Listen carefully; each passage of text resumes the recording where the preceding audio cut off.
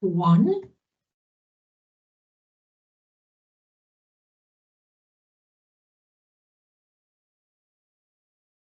A very hearty welcome and a good evening to everyone that has joined us this late afternoon. I'm Professor Jeanette Moritz and I will be facilitating tonight's topic, which is called Scholarly Argumentation Revisited, Developing Advanced Scholarly Writing within the Postgraduate Work. Just before we start with the topic, just wanted to invite you to please post any questions that you have on the Q&A section. And then we will have a look at them after the presentation. So please jot down ideas if you have any questions. There'll also be a short exercise for you to do. So you are welcome to also use that platform in terms of getting some feedback, as we'll be doing some practical exercises. Not all that many, but might be a good idea to have your work that you're currently working on, even if it's a proposal, if you have already worked on some postgraduate work, and then you can also evaluate some of your work as we move through tonight's presentation. So with tonight's presentation, just to get a few words sorted out, Scholarly Argumentation Revisited. The revisited aspect is probably more in terms of scholarly writing, and the argumentation is probably the more advanced piece of scholarly writing within your postgraduate work. So although we are focusing on advanced scholarly writing, I will also be focusing on basic academic writing skills, just tips.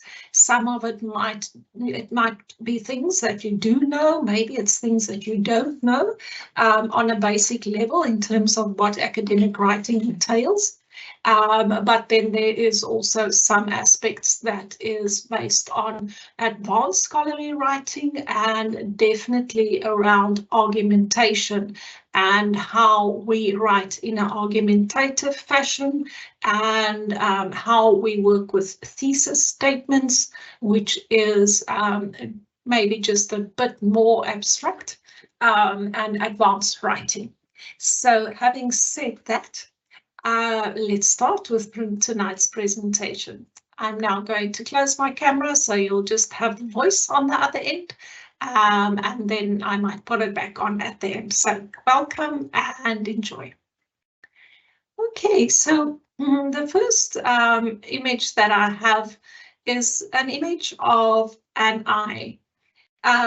So you can maybe by the end of tonight tell me what did you think what the I stands for.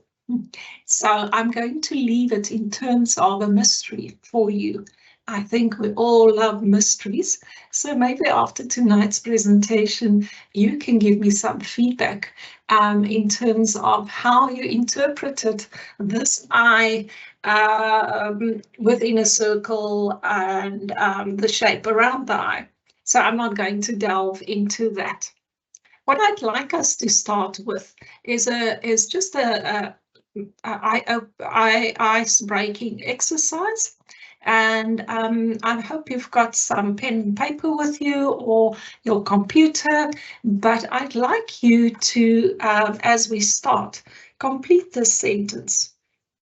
Academic writing is, and you can complete the sentence. So if you'd like to put it on the chats, what you thought what academic writing is, please do so.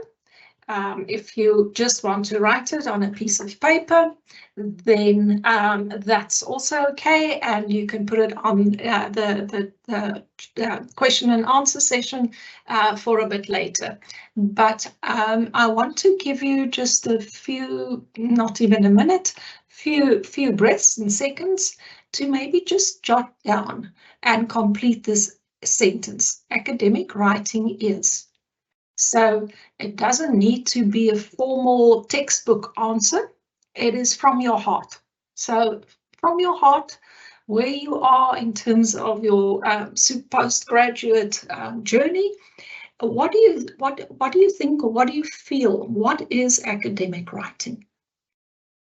And you don't need to have long sentences. It can be a single word, can be a sentence. Just gather your thoughts about what academic writing is for you. All right, so once you have done that, I think very, very few might have said it's easy peasy. It's the easiest thing ever. I do not think there's many that might have said that this is very easy. Some of you might have felt like the pictures that I had some students draw when I asked them what is academic writing. Some of them felt very, very stressed, didn't know how to do it.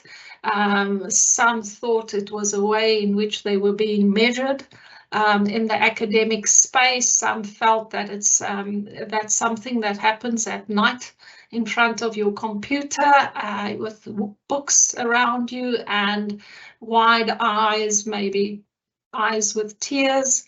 But I think for most of us, and even for myself after many years, is that academic writing is no one's first language. Very often I hear people say, but I can't write well because English isn't my first language. Now, English is very, very few of us can say that English is our first language. English is also not my first language. But when we talk about academic writing as a language, it's none of our first languages. It's a way of thinking and writing that is not something that we usually come into academia with. And having said that, it means that it's something that you can learn, it's something that you can practice, and it definitely is something like learning a new language that you need to do over and over to learn the skill and the art of academic writing, and then also very much academic argumentation. So don't feel alone and don't feel scared if you think about academic writing and you feel lost or you feel unsure. Hopefully tonight will give you a few tools to help you along the way of your academic writing. So when we talk about academic writing or scholarly writing, what is it and how might it be different from personal writing or writing that we've maybe done up to now in our undergrad studies? So here's just a few tips. Scholarly writing is academic writing, and we'll speak about what is academic writing just now. But scholarly writing is for a very specific audience. And our audience in this case is usually specialists, or they are in the first place your examiner. Your examiner will probably be your first audience that you are writing to, and you would need to convince them in your dissertation or in your thesis that you were able to do research and that you are able to communicate and write up your research and your findings.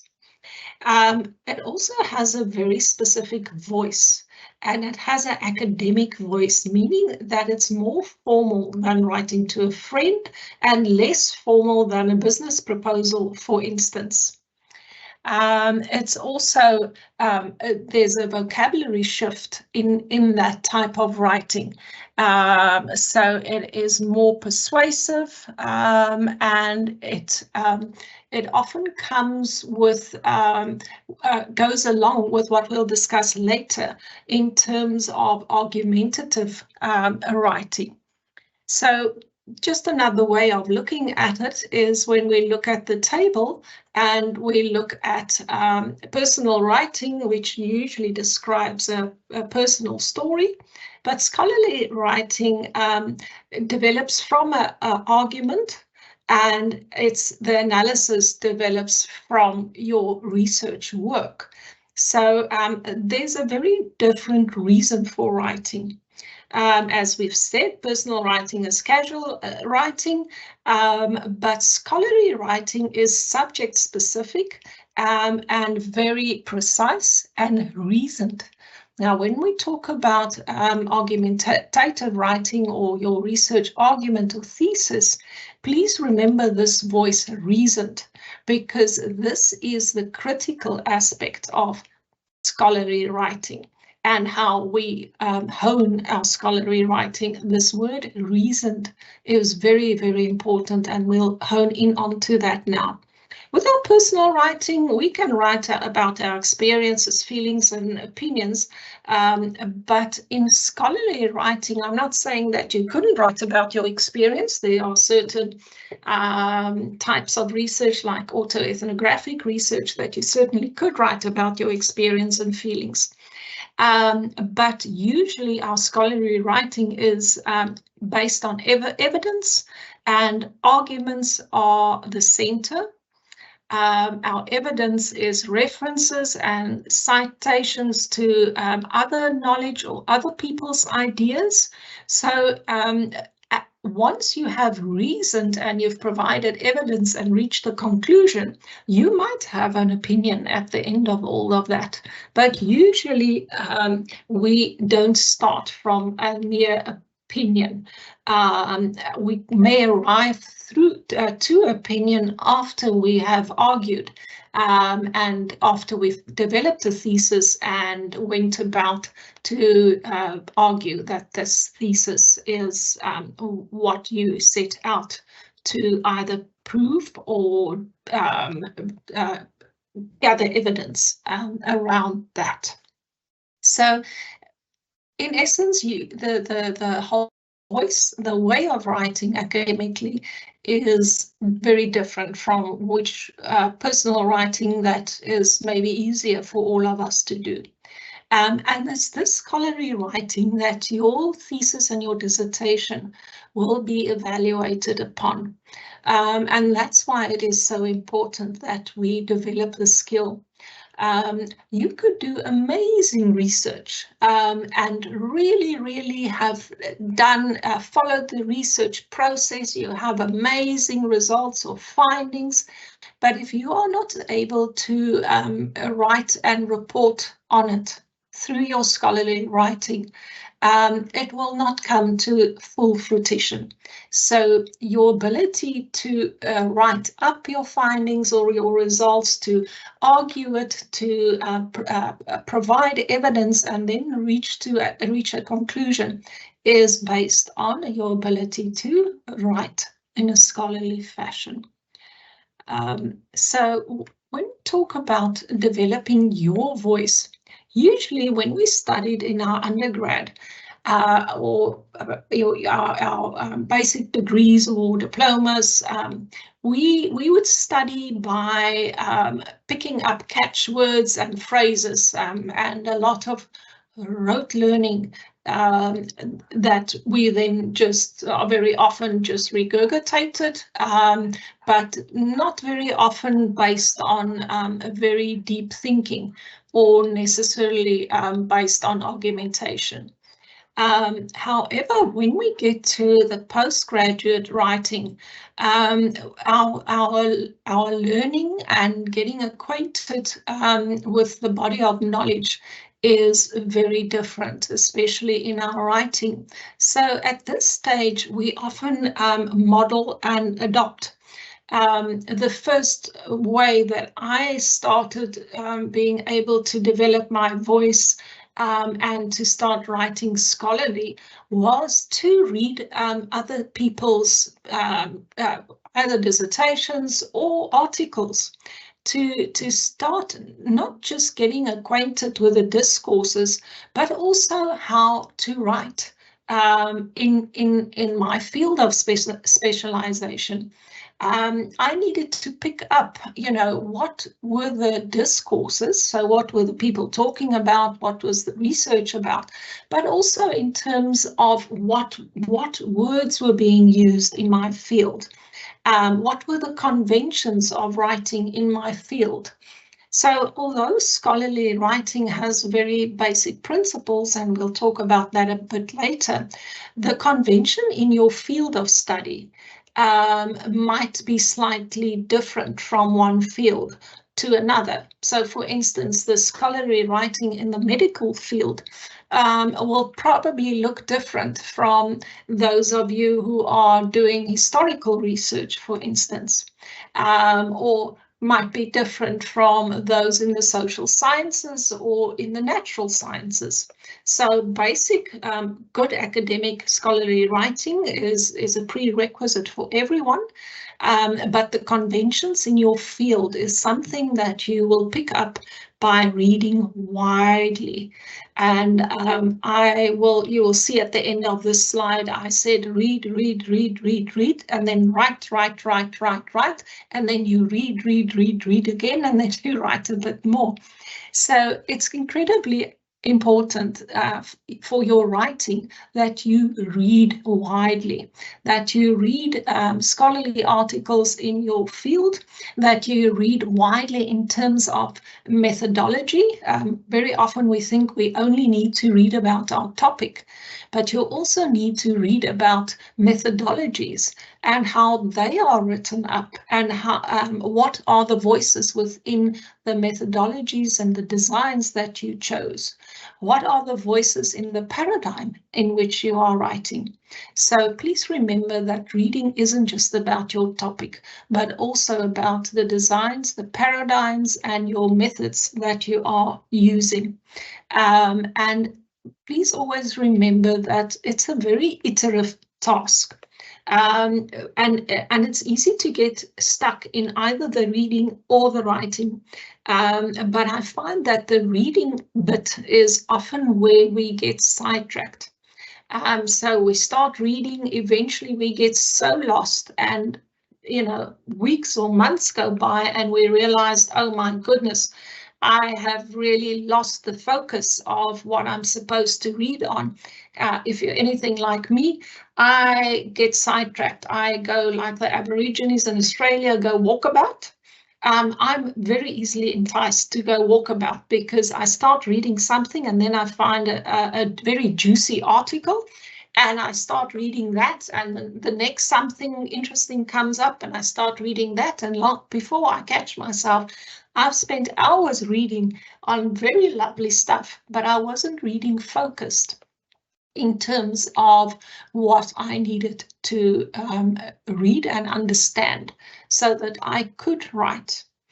And if I say it's a very iterative process, what I mean by that is that reading and writing goes hand in hand.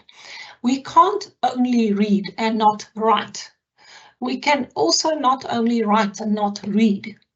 So the two isn't necessarily following each other, but you will find that if you're anything like me, I read and then I write, and then I realize that I need to read more before I can write more. And so the process starts again.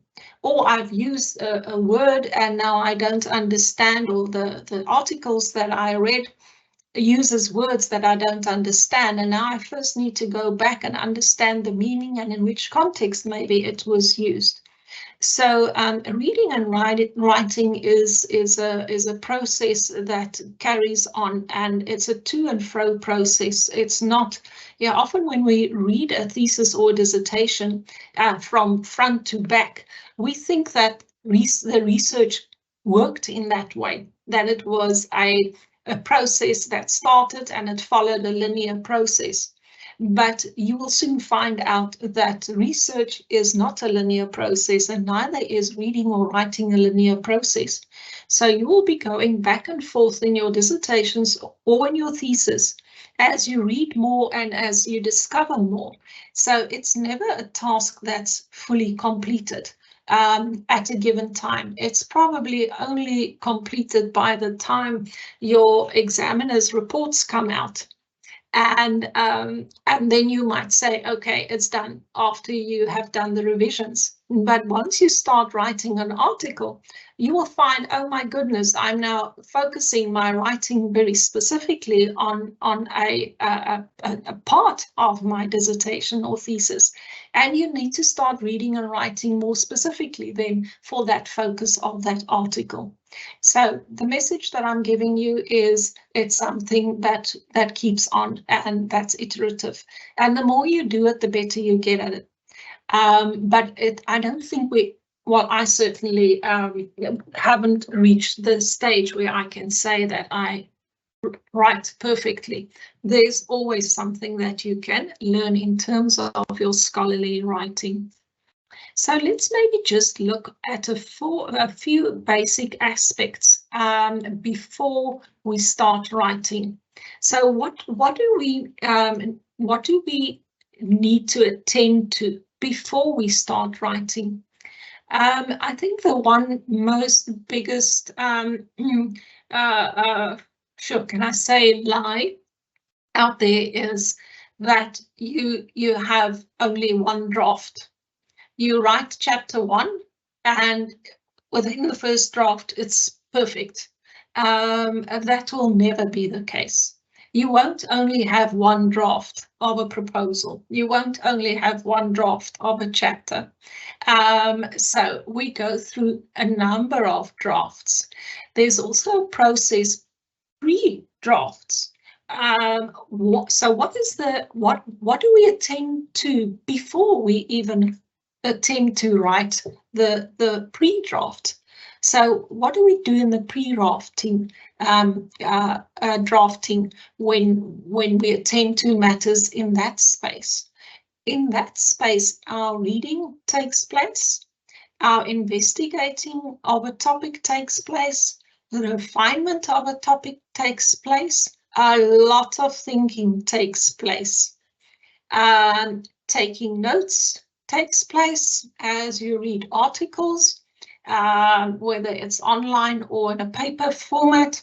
You will always either you will highlight, you will make notes in different spaces. So there's a lot of note taking in order for you to probably see the problem better, or to get an idea of possibly what are the discourses out there, what is the research that's already being done, and what the potential problem might be. So before you even put your proposal together or your chapters together, there will be a pre-drafting phase, which is a lot about reading, thinking, and taking notes. So your first draft is usually to map your thoughts. And I've given a picture there of a mind map. So you might use a visual aid. I've always find it useful to put my thoughts on paper in a form of a mind map first before I start drafting the first draft. The reason for that is that when we have our thoughts and we immediately start writing the draft, it sometimes is difficult to look at the logic of our thoughts and look at the structure. And once it's written, for instance, as a paragraph, and you start moving paragraphs around, the draft might become very, very messy. So for me, it's easier to move pictures or on a mind map ideas around and make linkages to ideas than what it is to write a full draft and then try and organize your thoughts. And I often see this happening in the students' work when I receive chapters. So I can immediately see if the writing is messy, and by messy I mean the thoughts were messy. You know, you have jumping from one topic to another, you can't follow the story that they're trying to write, then I know that their thoughts were also disorganized, and that's why the writing is organized. So find a way, and it might be different for each of you, find a way in which you can organize your thoughts, maybe before you start with your first draft. And mind maps works for me, whether on paper or electronically, but there's also other apps or other ways that you can maybe organize your thoughts after you've been reading and taking notes to start formulating your first draft. So when we talk about the 4 parts of academic writing, and this is a bit more on the advanced level again, I want to talk about the word argumentation. And that word argumentative or reasoning that we spoke about earlier is a very important part of your dissertation or your thesis. It's not just about argumentative writing, but it's also about argumentative putting together an argument. And what does an argument consist of? So I'm going to go back and forth again, but the focus now is on how do we develop an argument, and what does an argument consist of? So an argument is usually based on evidence, well, a thesis statement, and then gathering evidence to reach a conclusion. And you have paragraphs that you link in order to write a specific argument and get to a conclusion. But there's also a process of developing your voice. So let's have a look in terms of what we mean when we talk about a research argument. Now, a research argument is developing a perspective on your topic. So when we talk about a thesis statement, your thesis statement is your argument that you want to put through and that you want to probably develop until the end of your dissertation or your thesis. So an argument is more than just a discussion on a topic or sharing facts or information. When we share facts or information, that's usually in your background or your rationale.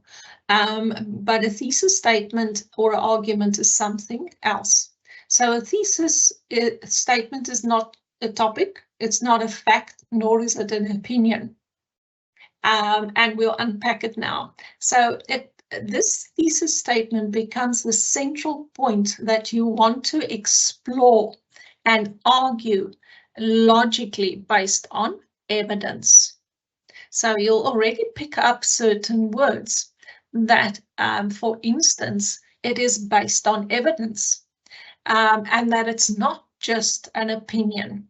So a thesis statement has a definable, arguable claim.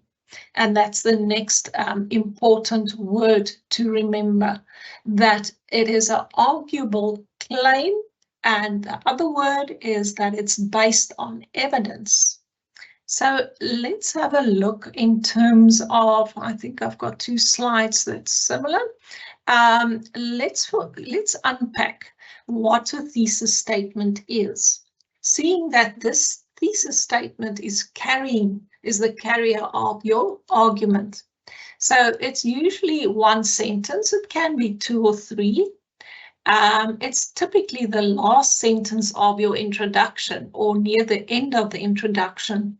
So next time you read an article, have a look if you are able to identify the thesis statement or what is the argument of that article. It's not a question. It clearly explains the main point of your dissertation or thesis. Be careful of subpoints. It is often linked to what is your main outcome. So we know what it is and what it's not. So let's have a look how we develop this thesis statement. So a thesis should be evident in expository writing. So we've got expository writing and we've got explanatory writing. So expository writing is what we usually start off with. And explanatory writing is what we do once we've gathered our data or we have our findings or results. So what we want to do is we want to tell the reader, what are you going to explain? How will you approach and organize your explanation? And why you should do this in this way. So by now it might all seem very, very delusional to you and very abstract. So here's an example. The topic is, for instance, climate change. The first sentence says the federal government should act now on climate change. That is not a good thesis statement.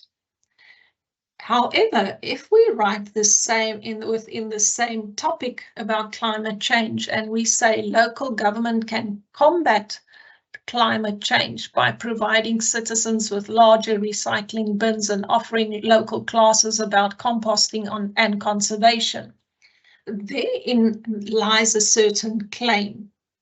The claim here is local government can combat climate change by the following.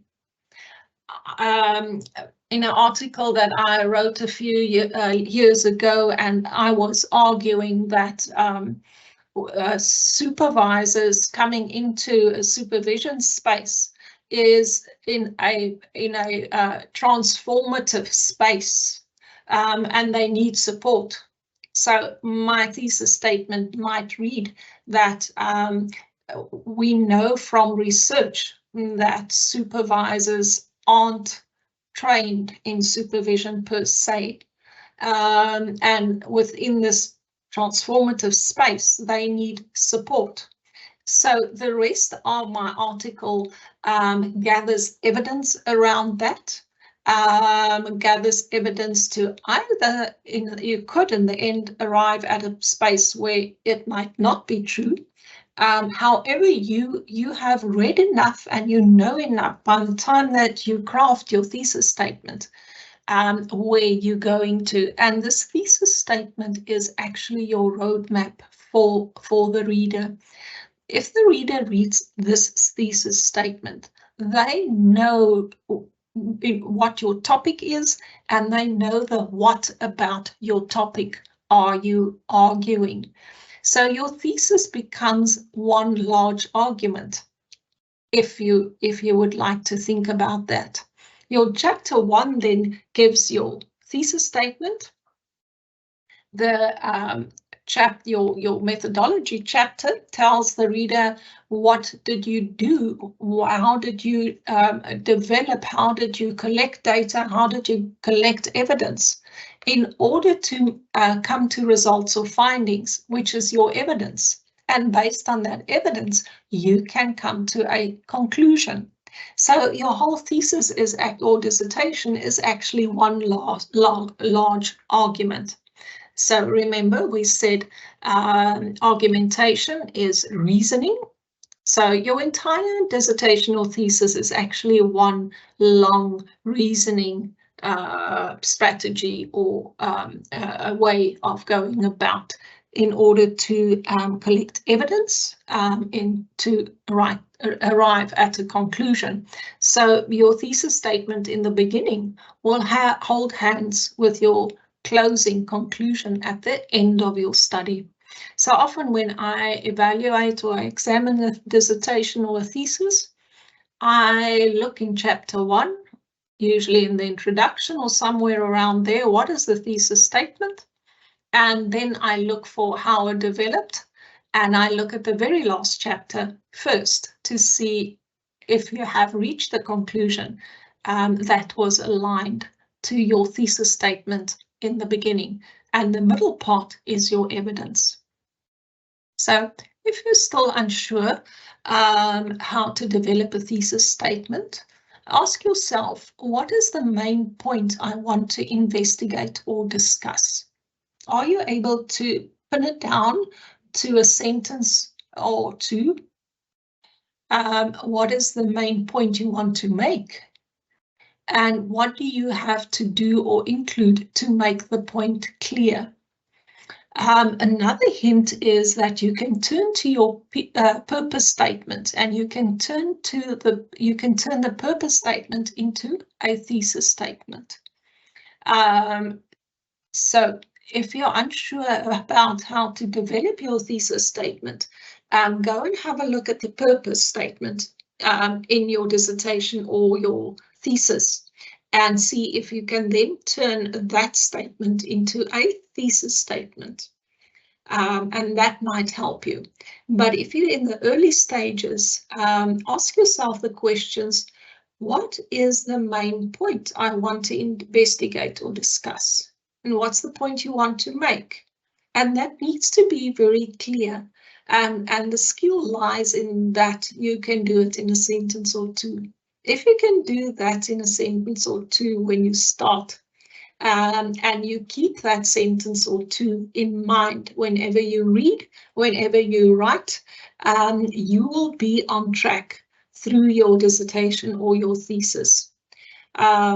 So I very often, when I'm reading an article or something, or I'm developing my own research, I will keep my thesis statement on a note stuck to my computer or on the wall or something close to me, so that when I look up, I look into this thesis statement the entire time, and I can check whether I am still on track or whether I'm now diverting into something that's completely different. So how do we move then from an initial thesis to a final thesis? And it's very much the process that I have talked to up to now. So we start off with a topic that's of interest.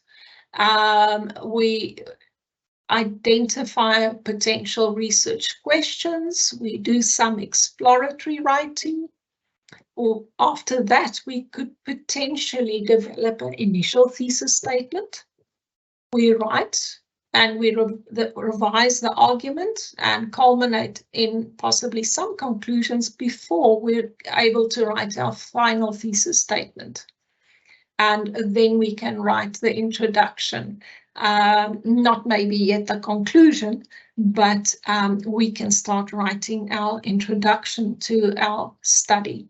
So usually our chapter 1 is the first step in terms of our final thesis, in terms of where we are, or our final thesis statement, and how we will journey to gather evidence to come to a final conclusion in our thesis or dissertation. So yes, just an equation to test for a good argument. And we call it the AEC. Now, A stands for argument, E is your evidence, and C is your conclusion. So if you look at the equation, we say that an argument equals evidence over a conclusion. So sorry, the C is just in the wrong place. It should be under the equation at the top. So evidence is the main. Remember, right in the beginning, we said that all arguments should be evidence-based. Now, your very first argument you might find is with your initial literature review. So when you are busy with your literature review, you are busy gathering evidence. Evidence potentially to substantiate why you say the problem is what it is, your evidence to justify the rationale for your study, the evidence to justify the gaps that you say exist. But everything is based on evidence. So evidence might be your literature. It might be analyzed. Your literature might be analyzed. It might be discussed evidence. It might be described evidence. It might be evaluated evidence. So just think about the research process. Once you've collected data, you analyze the data. You discuss the data, you describe your findings or your results, and you evaluate that evidence in your discussion, for instance, when you compare and contrast it to previous studies' findings. So in all of that, you've got evidence to base your conclusion on. And that's a very simple way to remember the argument equation, that an argument always has these three aspects. It has an argument, it has evidence, and based on that, you can reach a conclusion. Now, what I often find is that students would, in the first instance, when they write their first sentence in their proposal or in their chapter 1, they make a claim. So they will write, let me think, the sky is blue, for instance. And it nearly reads like a conclusion because they state it as a fact. But there's no evidence provided to make that statement. So if you say, you'll make a statement that the sky is blue, on what evidence did you base it? Was it evidence that you analyzed, that you found in literature, that was evaluated? So you need to report, you need to substantiate those statements. And that's the beginning of your argument. So when we look at writing an introduction, where do we find this thesis or central unifying idea? So we usually, as I mentioned, give the context or background of the topic to be explored.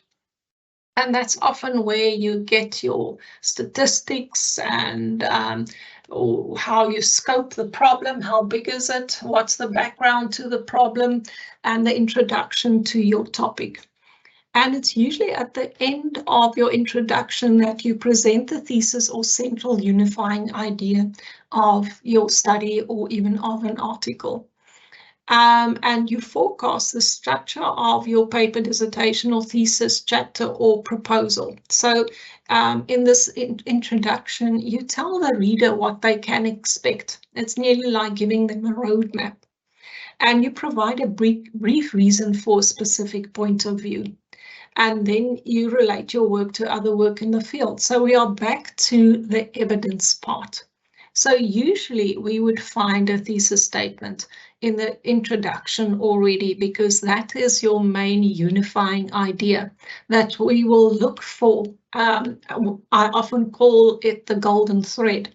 That's the golden thread that I'll be looking for throughout your thesis or dissertation while I am evaluating it or examining it. So when we talk about logical congruence, is there logical congruence? It's all about this unifying idea. Is it congruently addressed? Is the argumentation and logic? Is there reasoning behind that? So it's very, very important that you identify for yourself what is the main unifying idea that you will be reasoning with and that you will provide evidence for in your work. So the ability to write an argument is then very important, and you write an argument exactly based on the formula that we presented. So when we write our conclusion, remember we said that the part of your argument culminates then in a conclusion. So your conclusion of your dissertation or of your thesis usually then mirrors the introduction. And I'm sure that by now you can gather why it would need to mirror your introduction, because the whole process in doing your literature review, reporting on your methods, reporting your results or findings, your evidence, leads you into a position where you can have a conclusion because you have argued it. So please remember that a conclusion isn't a summary. A summary and a conclusion is two different things. You can summarize a chapter, but there are two chapters in your thesis or dissertation that culminates in a conclusion. You can reach a conclusion in your literature review chapter because you have studied evidence, you have looked at the claims, and you can reach a conclusion. And then the last chapter is where you make your final conclusions. The other chapters usually end in a summary where you summarize a chapter. But so I'm very finicky in terms of whether a chapter has a summary or a conclusion. If it's a conclusion, then you must have argued and presented certain evidence in order to culminate in a conclusion. But don't tell your supervisor I said that. If they tell you to end every chapter with a conclusion, then do so. I just make a distinct difference. So a conclusion could contain a summary, but it goes beyond that. It links to your initial thesis statement and your argument in the beginning.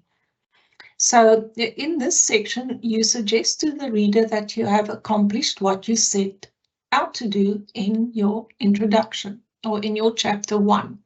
So the thesis can now be stated more fully, assertively, and more powerful than in the introduction, because why? You have now gathered the evidence to support your thesis statement in the beginning. Okay, so that's all the heavy stuff. I want to go back to just some basic stuff, because this has to do with basic writing. So it's very difficult to write argumentatively if you don't have the basics right. And the basics starts with your paragraphs.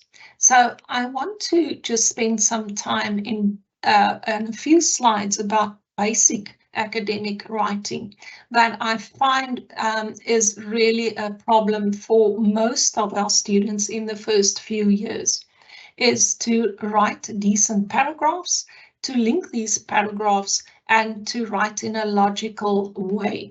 So let's just have a look in terms of paragraphs.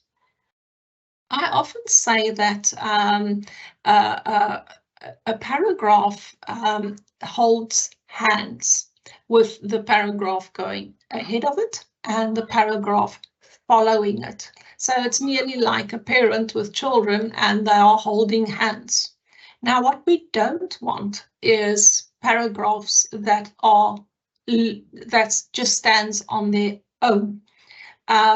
So we want to have each paragraph consisting of a topic, and then we want to have these topics as we write to hold hands.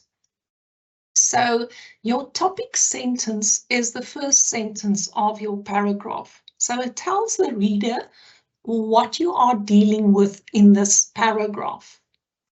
And it might break down subpoints of the main point, but please remember that one paragraph, one idea.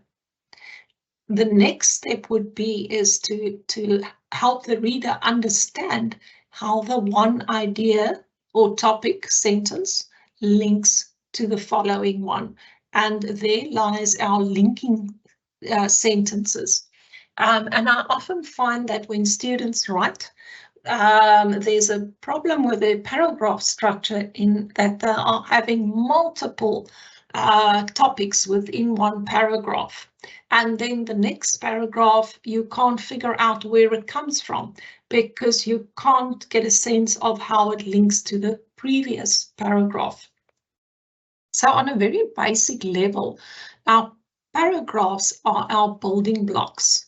And it's about signaling and signposting to the reader and taking them on the journey. So your yellow building block would be one topic that you investigate. Doesn't mean that you are only referring to one resource. So what I often find is you have paragraphs saying, Dainley said A, B, and C. Next paragraph. Causa said C, D, and E. Next paragraph. Lindley argued D, E, and F. What we want to talk about a topic, not about a specific author in a paragraph. So we want to have integrative writing, not paragraphs just standing alone because you are citing a certain author. So if you keep this picture in mind, it will maybe also help you to think when you write. What is the topic of this paragraph?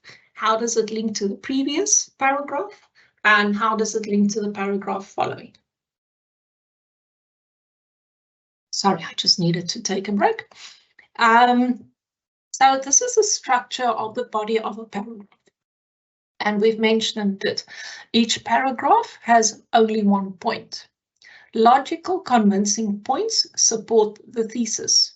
So there's a topic sentence in each paragraph. The topic sentence relates to your thesis. The topic sentence has a point of view or has an argued point of view.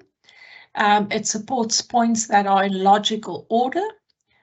It sources the source information is integrated, and I've just given you an example of that. And there's a clear logical order of paragraphs. We don't want repetition, and we don't want irrelevant ideas. And then I go back to the very first slide where I mentioned, that I can often see that the thinking isn't quite clear when I see it written down. And there is either a repetition of information, or there's irrelevant information, or that the information doesn't flow logically from one topic paragraph to the other paragraph and how they link together.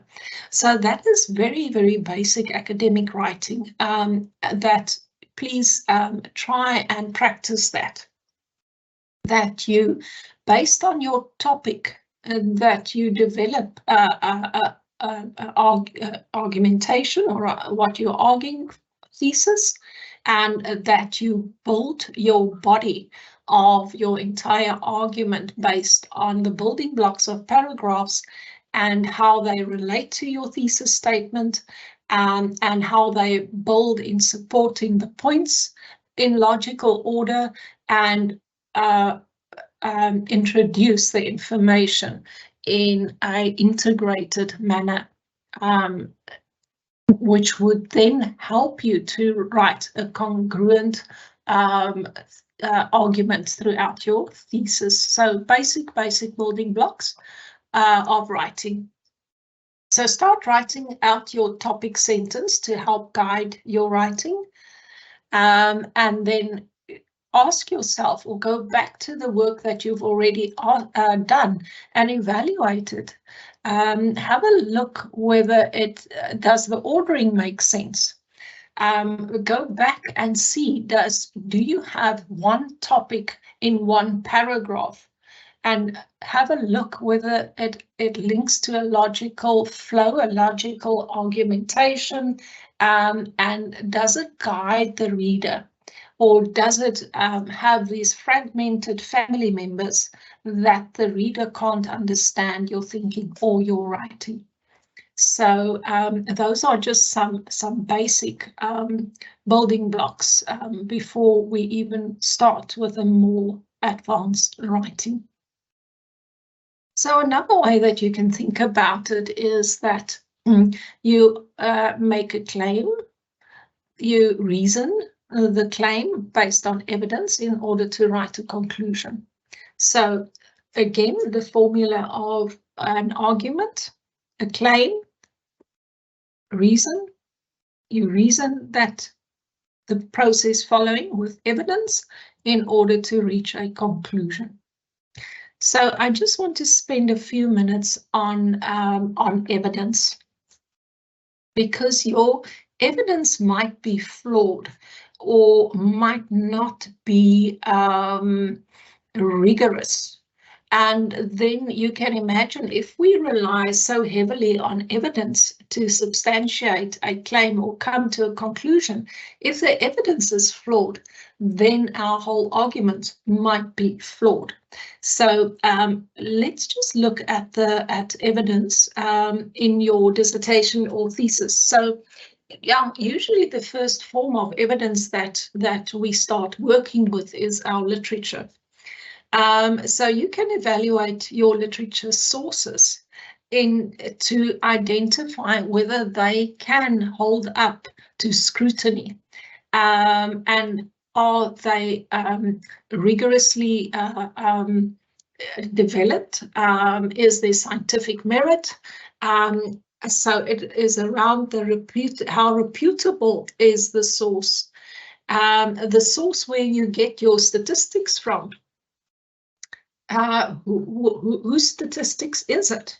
When was these statistics gathered? I think a point in question now after the 2022 census, and they make certain claims. You might there's already information going and discourses going as how legitimate is that if they didn't include the entire population, or a good representation of the population. So what happens in a census, after the census, they send another round of people around to ask people, were you included in the census? And then they can get an idea of whether the data that they included is true or not. So a part of argumentation is the ability to think critically and to evaluate your sources critically. For instance, an article that you cite, how current is it? If it's an article that is already, I'm not talking about seminal sources. You can always include a seminal source, but if you base your evidence on articles that were published 10 or 20 years ago, then you might run into trouble when the examiner evaluates your sources that you are basing your claims or arguments on, that they are dated. I often, when I see these dated literature sources, I ask myself, has nothing happened in terms of that topic in 10 or 20 years? So the recency of your sources is incredibly important. And when we talk about a recent source in literature, it's usually a source that is not older than 5 years. Sometimes in some fields it can be as early as 3 years. Or if we now look at artificial intelligence, the recency there is less than a year, because it's such a fast-moving field. So I know I'm going to get questions after this presentation in terms of the recency of sources, but I'm sticking to my claim that even in your methodology, please use the latest versions of textbooks and the latest sources. Then, for instance, in a journal article, you might ask yourself, how reputable is the journal that this article was published in? We know that there's a lot of predatory journals where the articles published there gets published within 2 days. And then it is impossible to claim that there was a solid peer review process. So have a look at how credible the journals are that you're getting articles from and that you are using for evidence. What is the source's impact factor? So That's something that you will find journals have impact factors. The higher the impact factor, the more legit and the more rigorous the publications in that specific journal. Then you could ask yourself, is the author from a reputable institution? And have you seen the author cited in other sources? So if you do some in-depth reading in your topic, which authors seem to come up over and over? If you use the LitMap app, it's very easy to see in that LitMap which authors are cited the most. You can get one seed paper and pull it in and work from there to get an idea who are the thought leaders in that field and where are they publishing, and could you maybe source your literature from these distinguished journal articles to make sure that you have evidence even in your literature that can stand up to scrutiny. So very often the students are quite surprised. They think they really just need, they've got a statement, and then they put the statement in Google, and then they find a paper, well, they hope to find a paper that has more or less the same idea. And then it could be any source. So I find quite a large gap in really getting solid evidence, even from the literature review stage of your argumentation. So please have a look and evaluate your sources, because that's the first part of evidence that you have before you've collected your own evidence in your study. So we go back in terms of the equation. And as I said before, there is analyzed evidence. So even in your literature review, you will analyze the sources, you will analyze the authors, you will analyze the journal, you will analyze the discourses.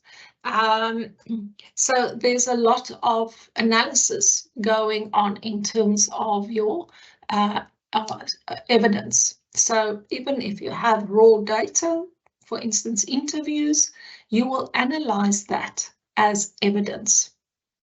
Then both the same, your literature review, you will discuss the literature in your study, you will discuss your results or your findings. You will describe the evidence. So for instance, in your literature review, how did you source your literature? What was the methods that you used? What were the search engines that you used? In what journals did you look for evidence? And you describe that. It's nearly like describing or giving an audit trail. And then obviously the evaluation of these evidence or sources goes throughout the process. So the next slide is very small, but you will get these slides, and it's just a very concise example of good writing. And it's a one-pager that you could analyze your own writing against. Again, the connection between ideas, what do you do to, how can you manage very long sentences? For instance, the sentence, I sometimes have students that a paragraph is one sentence. And what do we do to write it more concisely and succinctly? Writing tips for how do we avoid repetition and give more variety. Sentence structures, very basic things, word choice, clarity and non-English structure. There are just a few tips, and that's very basic academic writing. So I'm going to leave you with that in terms of how you can also evaluate your writing and if you get stuck. Just a word of caution. If you, and I might be very controversial, but I don't mind my students using ChatGPT or Grammarly. Grammarly for me is such a basic thing to just check your spelling and grammar and assist with that. So I have no issue with Grammarly.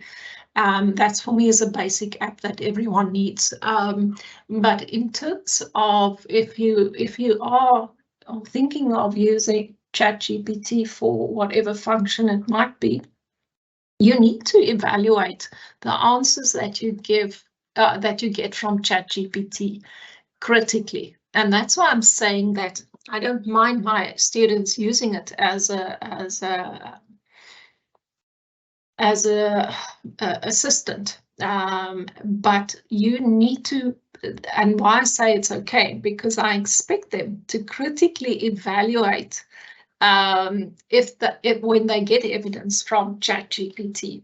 So you can't just use ChatGPT as is. Your skill is the ability to check ChatGPT and critically evaluate what they say to you. And a very other careful thing to look at, if you're using ChatGPT 3 or the free version or 3.5, the free version, please don't trust the references. It hallucinates, and it hallucinates references. So please check those references. It usually makes them up. It's not the case with a paid version with ChatGPT 4 or 4.5 or 5 that's coming out. Those are usually legit, but I still check them.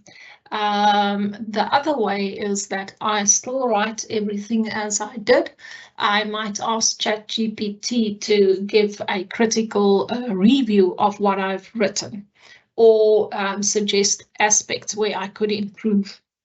But you are the human behind it, and it's your critical and analytical thinking that evaluates what ChatGPT, for instance, gives you.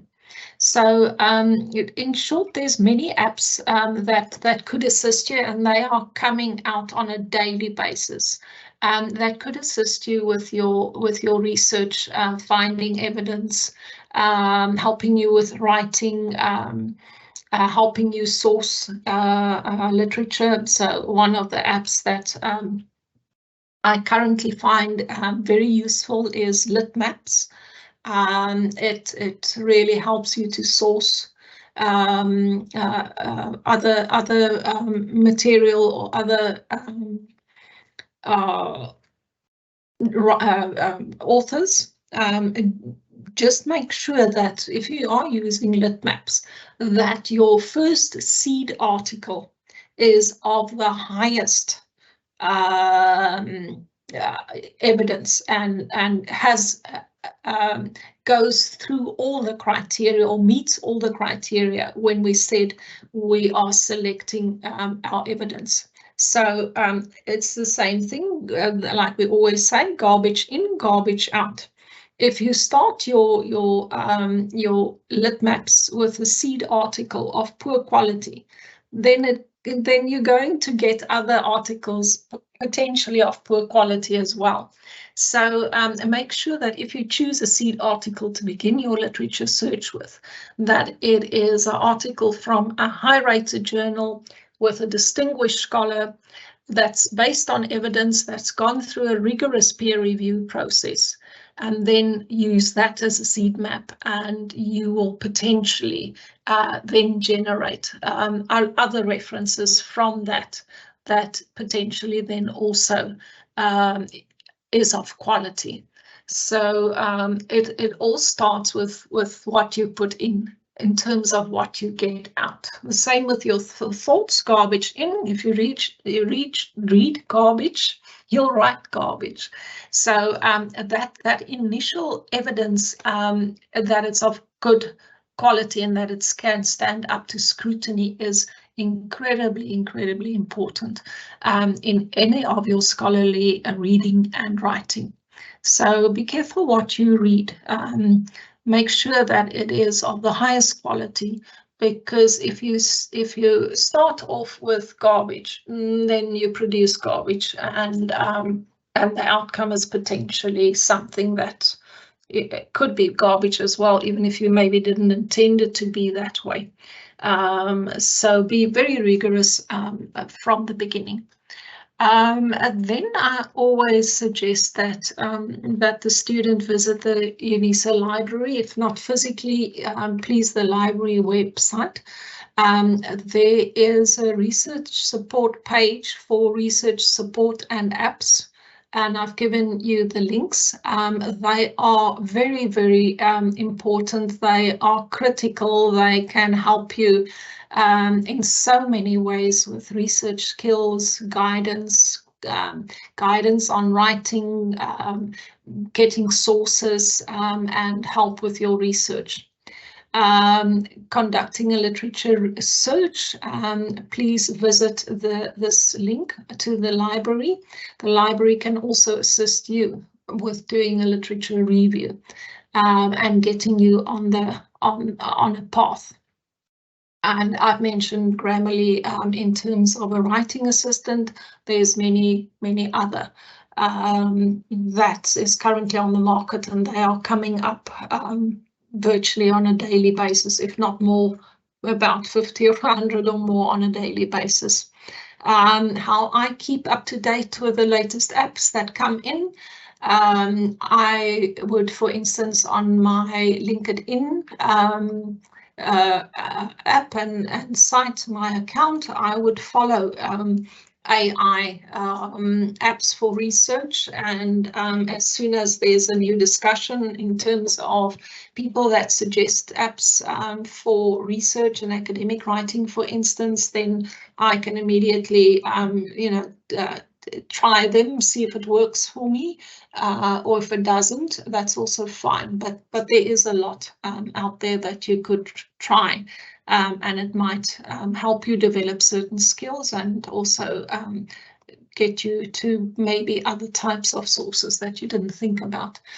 Often you might recall that I said that your literature search is part of your evidence, and that you might need to, well, you need to divulge in your literature review also has a methodology. So in that methodology that you report on how you sourced your literature, you need to tell the examiner or reader which databases you used. And often students ask me, so what is a database and where do I get it? So there's many databases, and if you go on the library site, there are literally thousands. But a database is something like Google is a search engine. It's not necessary. It's not a database. The same with ResearchGate. It's a repository of research. It's not a search engine.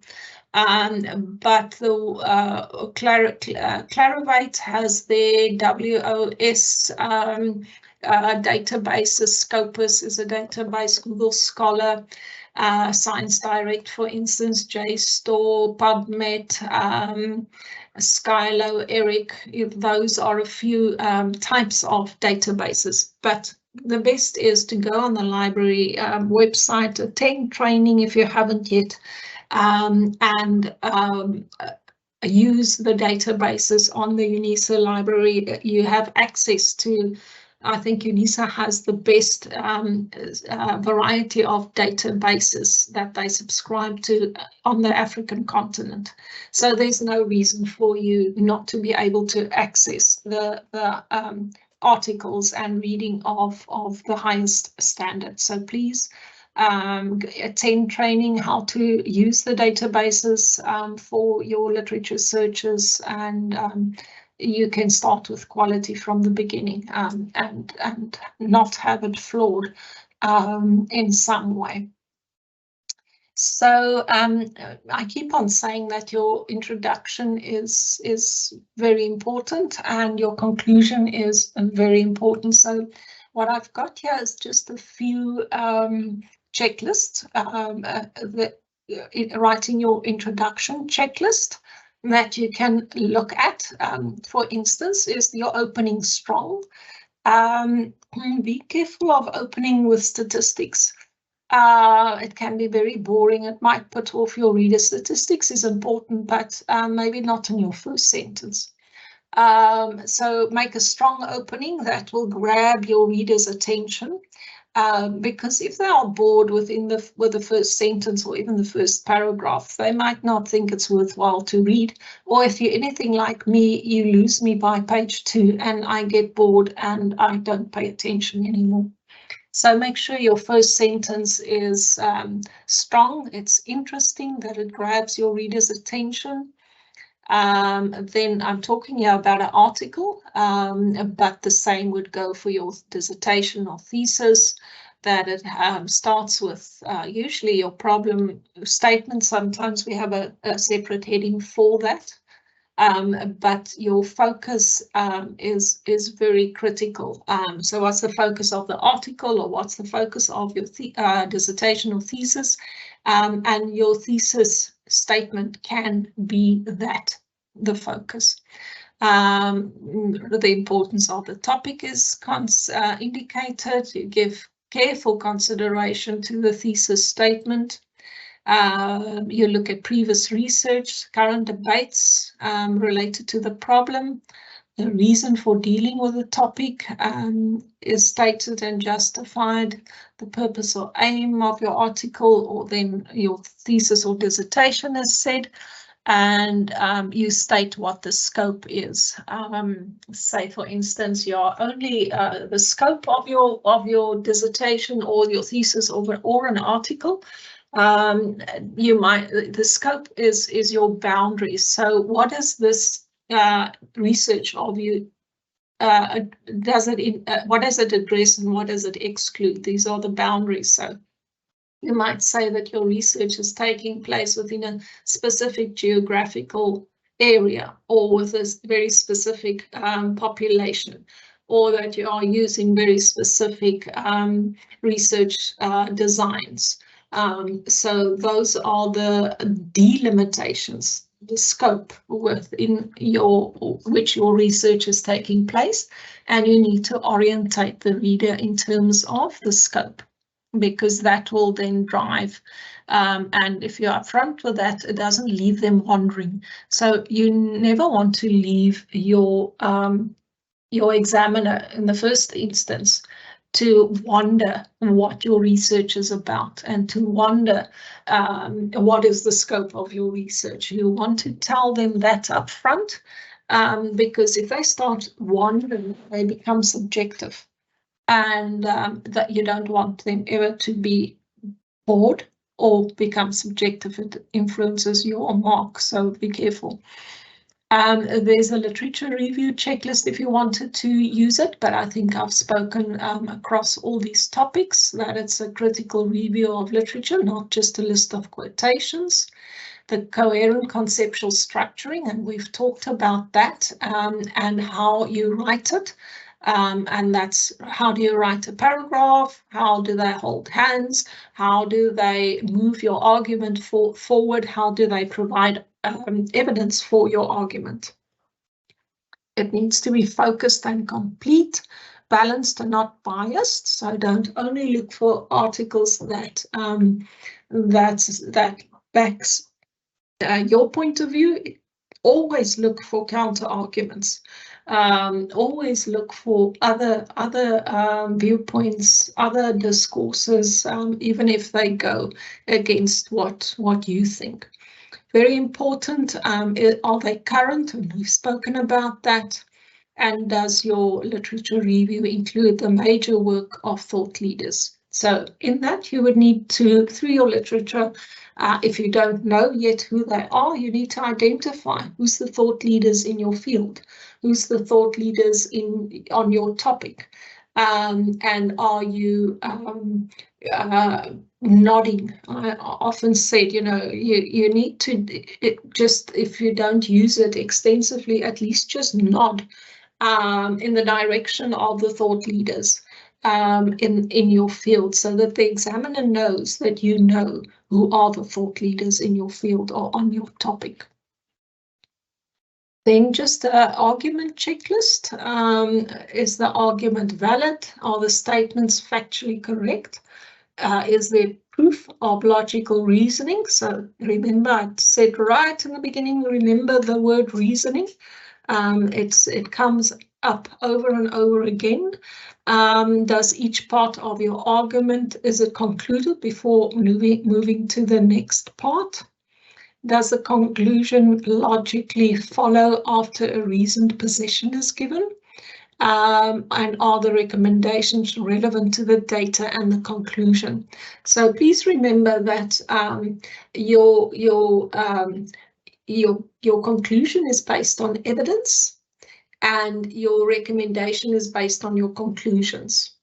So they need to hold hands. There needs to be a link between your results, your findings, the conclusions that you make, and the recommendations based on those. So all of those need to hold hands, and that they are then logically connected and argued. So you can't just suck a recommendation from your thumb.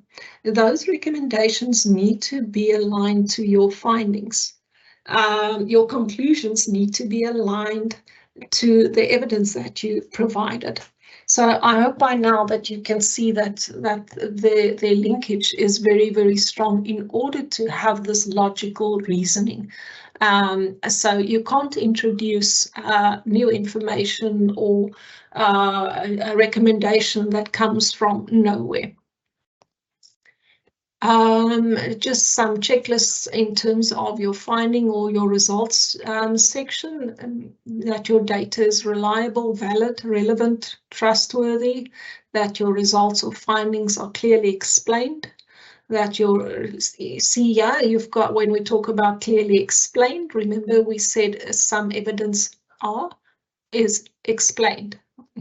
The results findings are interpreted and alternative interpretations are considered.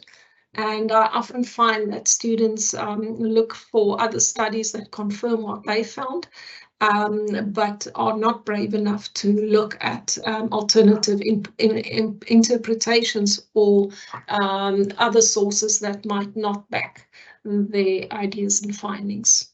And then very importantly, I gather by now, we've spoken so much about evidence that you will automatically realize that we cannot work with speculations, not your own, and also not speculations from other authors. If you've gone through a rigorous process of looking at your sources, then you would gather that you also cannot use sources that merely speculate. I often find it a very nice speculative source is very often blogs. So people will say research suggests this or that, but there's no link to the research. And they also don't say whose research. Some blogs who are more rigorous will give you a link to the research that they are quoting, and then you also know, well, there's evidence from their side to ensure the rigor and the evidence of what they are claiming. But just to mention, and for yourself as well, don't say researchers say X, Y, and Z, and don't reference what research, whose research, what was the context of the research, and what were the findings, or what part of that research you're using. So very important when you cite literature, don't just say Mouton said this and not give the context in which that claim was made, or in what did they relate to. Be very, very careful. I slipped up once, and I cited an author in an article, and I said this person said X, Y, and Z, and I never realized that this person was actually one of the peer reviewers of that article. So they very politely wrote back to me in when they evaluated the article, and said, no, I didn't say that. I said it in a different context, and I felt very, very ashamed and very bad.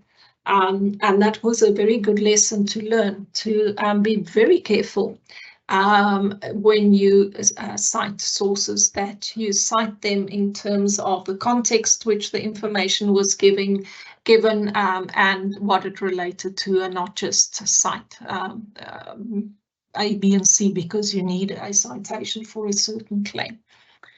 All right, so we also learn through experiences, but I've had the experience, so please don't repeat it. And the same might happen to your examiner. You might, have certain sources that you use, and your examiner might just be one of those sources that you cite. And that's also why we don't use secondary sources.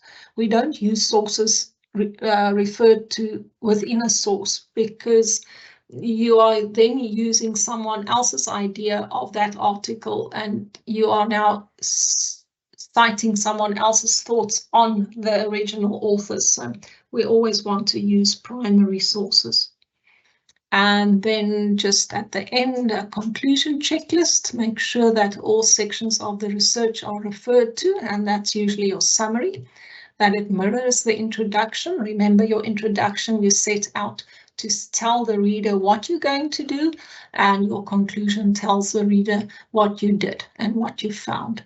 Be careful of words such as must, can, and should. By now, you have gathered evidence to argue it more clearly. That the need for further research is acknowledged, and that if you have recommendations, it's based on your conclusions. And be very careful that your conclusions don't introduce new data or new arguments. Okay, then just a few sources that can maybe assist you with your writing. This book, Finding Your Way in Academic Writing, is an older book, but it's still available. It was published in 2004. Not very expensive academic writing. The library might have it, but I think it's always worthwhile to have your own copy. I really like this book because it's very, very user-friendly. It explains to you very well sentence construction, paragraph construction, how to work from identifying a topic to refining a topic. So I really, really find this specific book very helpful, and you can get it from Take-A-Lot or any of these larger suppliers, or maybe check if the library has one as well. Then The Craft of Research, also 2016, but a very, very easy and accessible way to understand the craft of research. Many say, is it an art or is it a craft? I think it's both, but you only get better at a craft when you know what you should do and you are able to do it. And so I find this very helpful, and it's available from Take-A-Lot, and it costs even less than the previous one. So in closing, I've hoped that I have provided you with the evidence that argumentative and academic writing might look easy, especially if we read a completed dissertation or thesis or an article. It always looks so easy, but it's not. It's a craft, not an art. Yeah, I would maybe say sometimes it's both. It's not about words and sentences, but it's knowing how to put words and sentences together in a compelling way. It takes practice, it takes time, and you get better by reading and writing critically. So I hope that I have now given you some food of thought, or food for thought, in terms of looking at your own writing, where you are in terms of your own writing, and given you some ideas how you could evaluate your evidence, your sources, and a checklist for different aspects of your development of your chapters, how they link, how they hold hands, and given you maybe an idea as to the sense that your postgraduate work is actually one long argument that you go through in this space.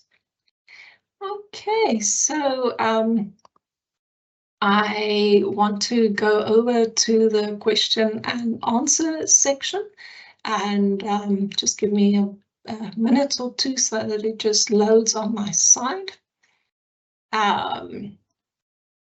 All right. Okay, so if you wanted to maybe now put some of your ideas in terms of what academic writing is for you, please feel free. It's always very interesting to also see what your ideas are. You can also put your ideas in this section in terms of what you thought the picture of the eye was. How you relate to it now, maybe how you related to it in the beginning, and maybe there's a difference now, and then definitely if you have any questions. So thank you for the 2 questions that we're going to start off. Yes, and as always, the PowerPoint and the recorded session will be shared with you. So the organizers will give you the links to the recordings, and I will send the PowerPoint presentations onto them as well. Fritel, good evening, Prof. What is your literature review personal theory? My personal literature review theory is this: you must begin with a global perspective and then bring in the discussion down to the national perspective and eventually take it down to the local. Fretel, yes, generally that is the argument, and generally that is the funnel. We speak about the funnel. However, there's a discourse currently in especially in the discourses around Africanization and decolonization, where the argument is, why can't we start from the local and then go global? So there are discourses even around this and even around the structuring. So some of the arguments say, you know, why do we have to look at the global before we can look at the local? Aren't we good enough to start with the local and make it applicable to the global? But can you hear that that's already part of quite an advanced discussion, even in terms of how you structure what you do? So I don't want to upset the apple cart. Please do whatever your supervisor wants, especially on a master's level. Please pick your battles very carefully. And on a master's level, I won't go against structures. But on a PhD level, you are the master of that ship. And if you have, if you've read about the discourses and you want to do it differently, then make your argument for why you want to do it differently. And this is one of the aspects. So it also depends how confident you are with the discourses in the field. I'm at a stage of my career that I really don't mind sticking my neck out, but that comes with age and some other things. But on a PhD level, you could reason why you maybe want to do it the other way around. But the general gist is that you follow this perspective and go from broad, global, national, and then to a specific local perspective. That is the kind of thinking around that, but you could argue against that.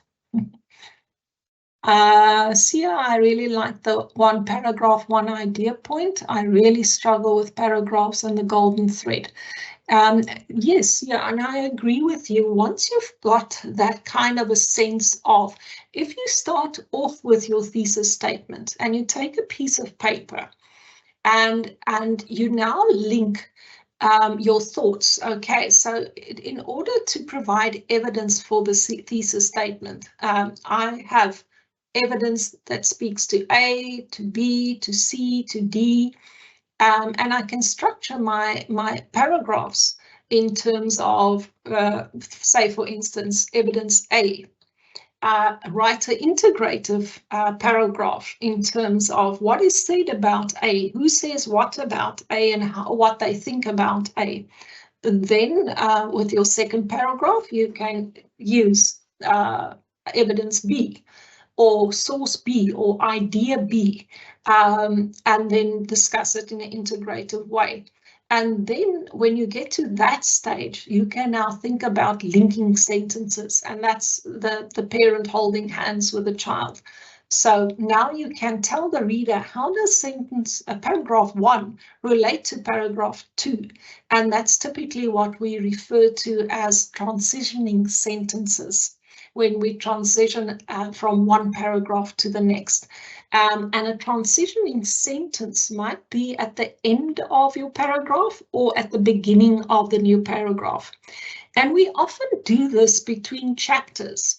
We're so used to writing at the end of a chapter the summary, and then say the next chapter will deal with A, B, and C. And that same idea is what we refer to as linking sentences between paragraphs. You tell the reader what is the link between the one paragraph with the next paragraph. And then you follow a logical way of explaining. And so I also find the one paragraph, one idea quite helpful in writing. So if you've got that picture, you can really improve your on multiple levels, not just your paragraphs, but you can also improve your reasoning if you've got that idea in mind, because what you now think of is, okay, what is idea 1 or evidence 1? What is 2, 3, and 4? And find a logical way of maybe idea 2 needs to be 4.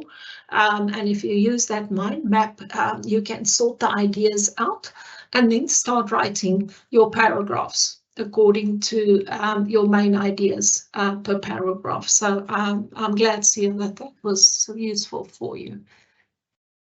Like Philip, I also struggle with the golden thread, but this presentation assisted a lot. Thank you, Prof. It's work in progress, though. I agree.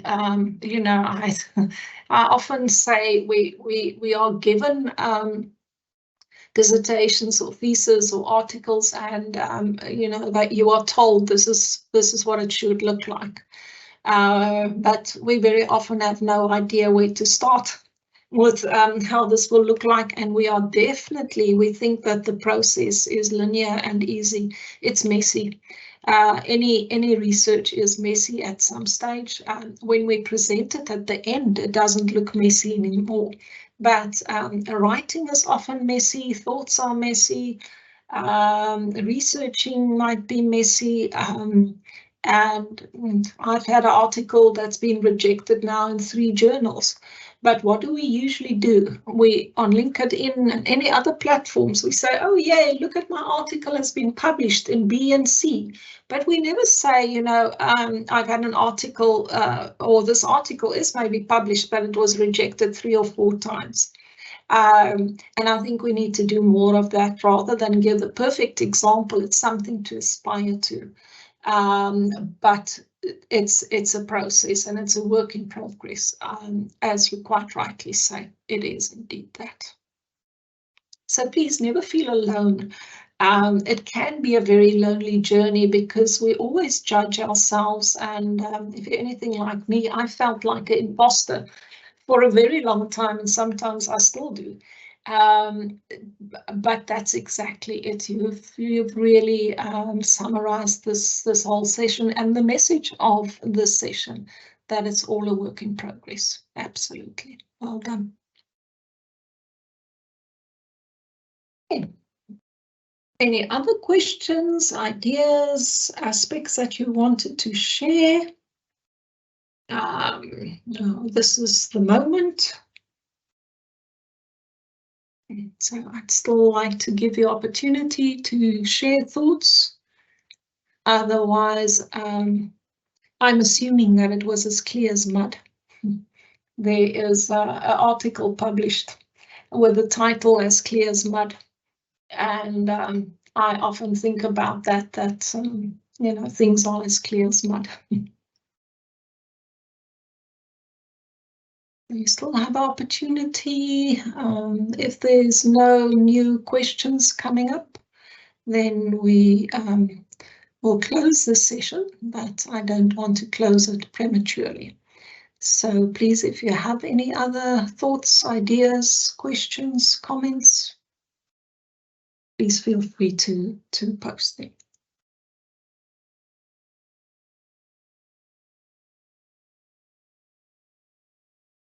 Okay, then Daneo and the organizers, if there aren't any new questions, wait, maybe there's one. There it comes. Frettel, good evening, Prof. I always struggle to explain concepts within the context of the proposal. How do you explain a concept within a dissertation or a proposal? Well, usually your concepts are defined. And when you are writing a proposal, I definitely know in the College of Human Sciences, when you write the proposal, you need to define a concept. So first of all, which concepts do you define? And at the very least, it should be all the concepts that is in your title. You need to define at the very least, each concept that is in your title.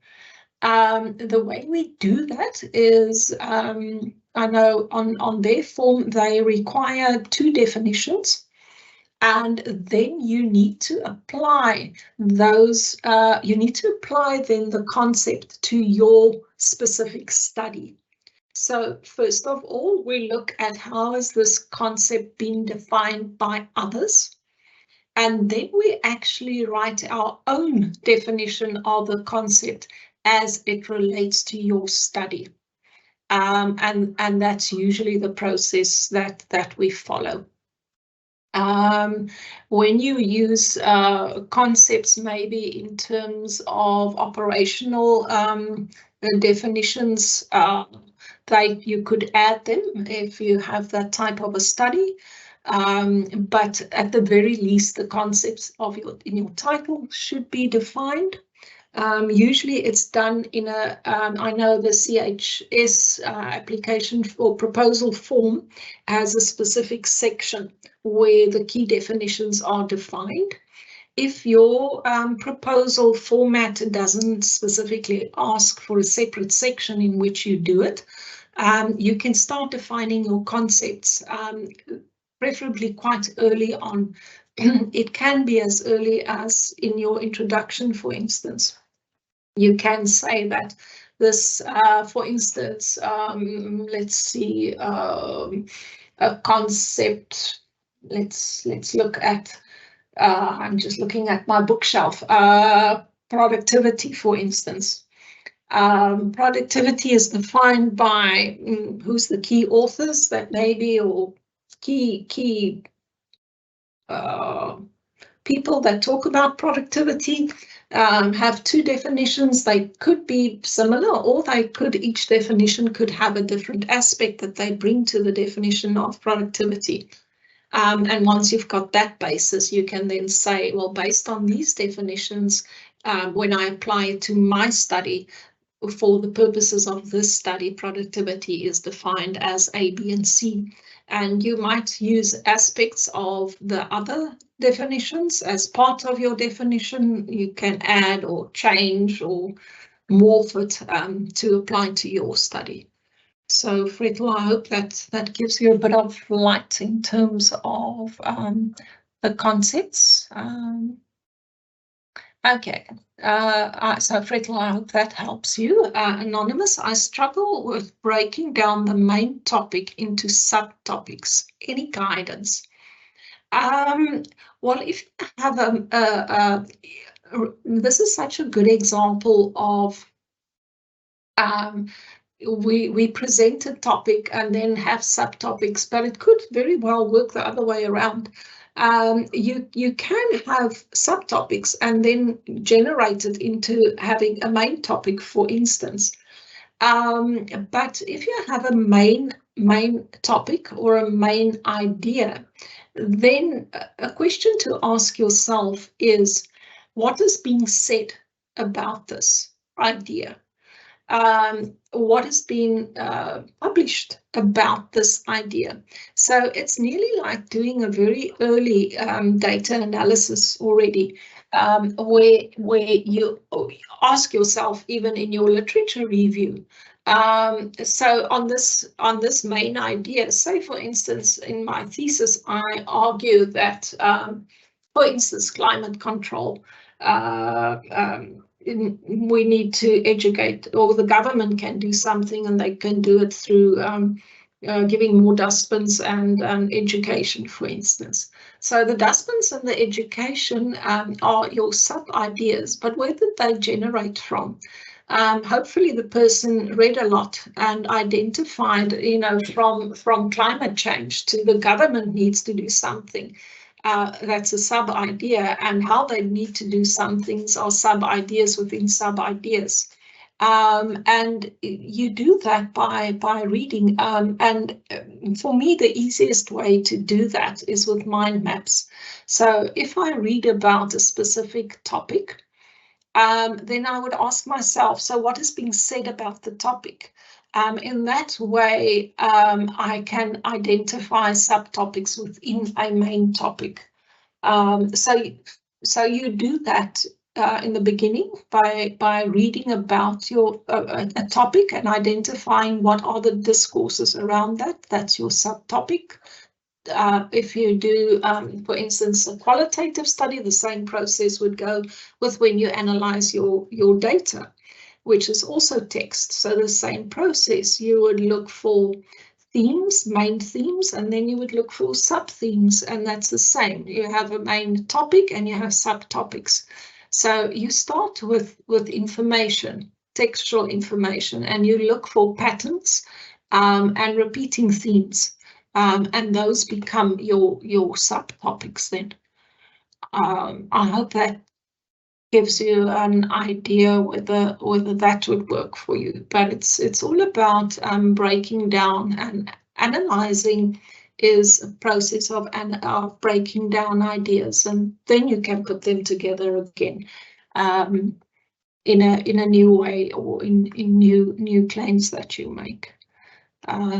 But it's a process of analyzing what evidence is there, whether it's literature or whether it's evidence that you gathered through your research.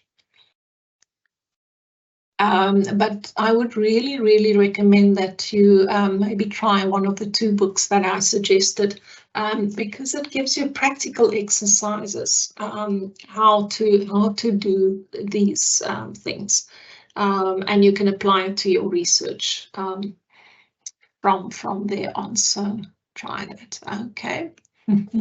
Ralph, thank you so much. I'm very worried with the abbreviated Harvard style. Everyone refers to the manual, yeah, but not satisfied. Could you help me sharing me other references? Thanks. Will do. I think that you might be from the Health Studies Department.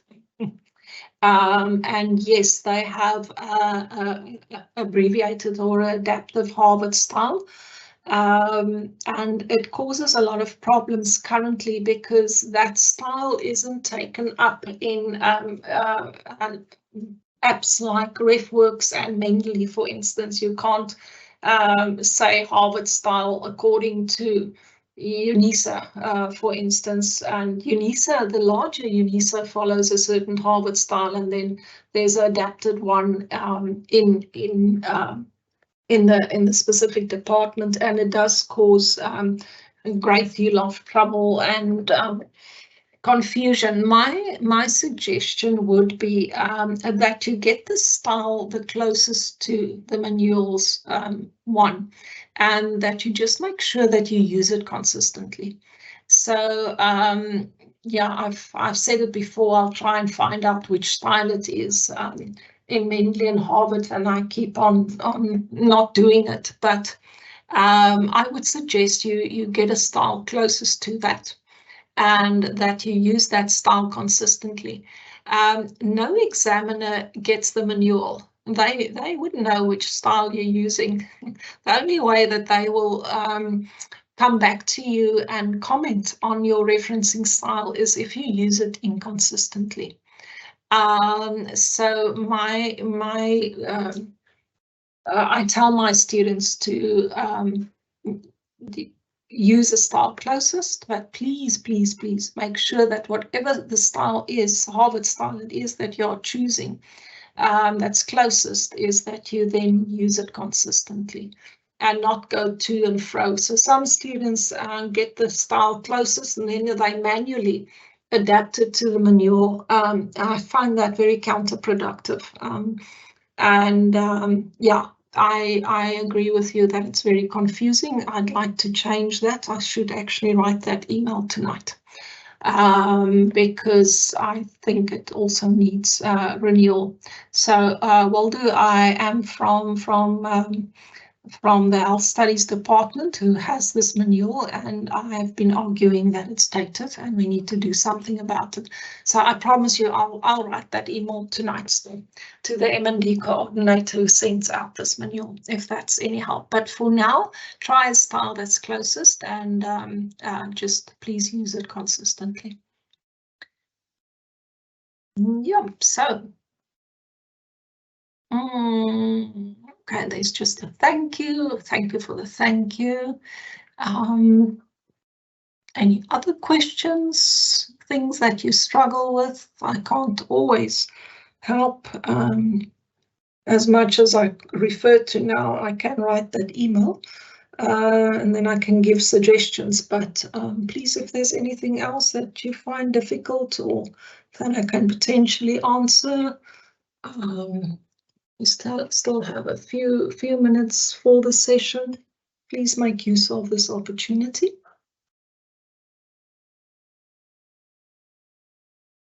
Okay, there's another question. Thank you. Okay. All right, then I'm just quickly going to just show my face and my camera and say a very good night to all of you. I hope that you've got some ideas that can help you go forward. Good night from me. Bye-bye.